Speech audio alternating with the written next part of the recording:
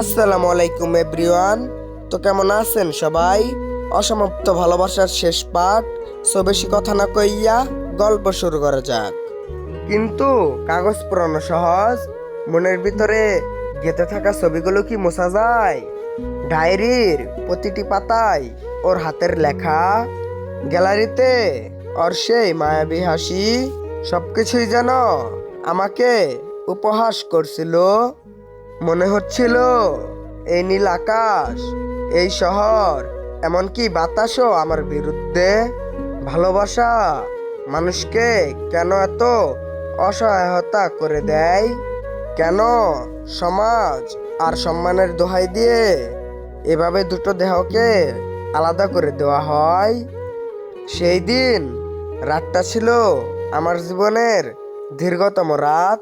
আমি জানতাম পরদিন গায়ে হলুদ, এরপর বিয়ে, এরপর চিরতরে অন্য কারোর হয়ে যাবে।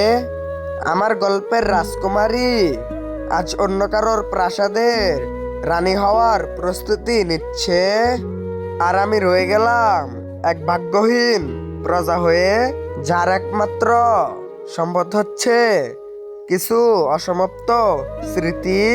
আজ নীলিমার বিয়ের রাত।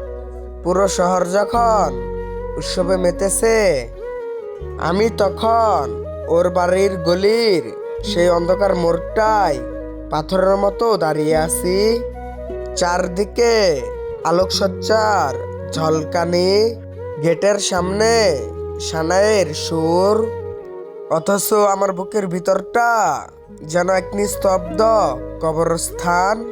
আজ আমার সেই প্রিয় মানুষটা লাল বেনারসি পরে অন্য মানুষের হাত ধরে এই বাড়ি থেকে বিদায় নেবে। যে হাতটা একদিন আমার ছিল, সেই হাতটা আজ অন্য কেউ আগলে রাখবে সারা জীবনের জন্য। রাত বাড়ার সাথে সাথে বরযাত্রী এলো। আতশবাজির শব্দে আকাশটা যখন লাল হয়ে উঠছিল, আমার মনে হচ্ছিল প্রতিটি ফুলকি আমার কলিজায় ফুটিয়ে দেওয়া হচ্ছে। আমি আড়াল থেকে দেখলাম ওকে টেস্ট থেকে নামিয়ে আনা হচ্ছে।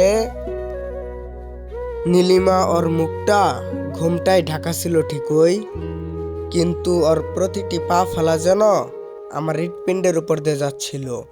ও যখন গাড়িতে উঠতে যাচ্ছিল, একবারও কি আমায় খুঁজেছিল? একবারও কি সেই পুরনো মোড়টার দিকে ওর ভেজা চোখ দুটো অপলক তাকিয়েছিল?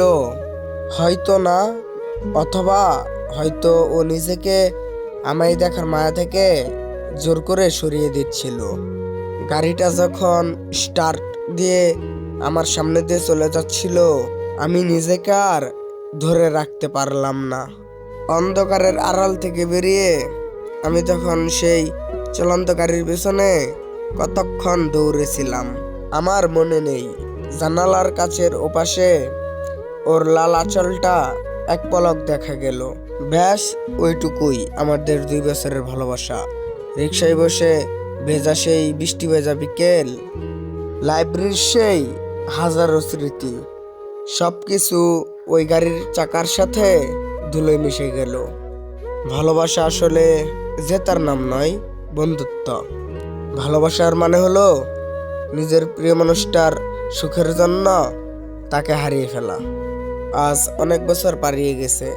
নীলিমা হয়তো এখন এক জগতের বাসিন্দা, মা হয়েছে, সুখে সংসার করছে।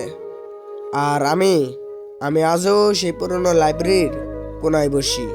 আজও বৃষ্টি নামলে একাই ছাতা নিয়ে হাঁটি। লোকে বলে আমি পাগল, কিন্তু তারা জানে না কিছু মানুষের ভালোবাসা পূর্ণতা পায় না, না বলেই তারা অমর হয়ে থাকে। আমার ডায়েরির শেষ পাতাটা আজই ছিঁড়ে ফেললাম, কারণ যে গল্পের শেষ নেই তাকে টেনে নিয়ে যাওয়া মানে নিজের ক্ষতকে বারবার তাজা করা।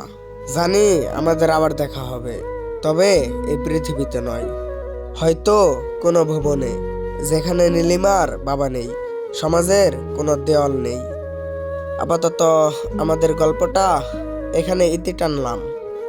ভালো থেকো নীলিমা, অন্য কারো হয়ে হলেও ভালো থেকো, কারণ তোমার সুখটাই ছিল আমার সবটুকুর বিনিময়। আমাদের এই অসমাপ্ত ভালোবাসাটা না হয় এই বিচ্ছেদের বিষাদেই চিরকাল বেঁচে থাকুক।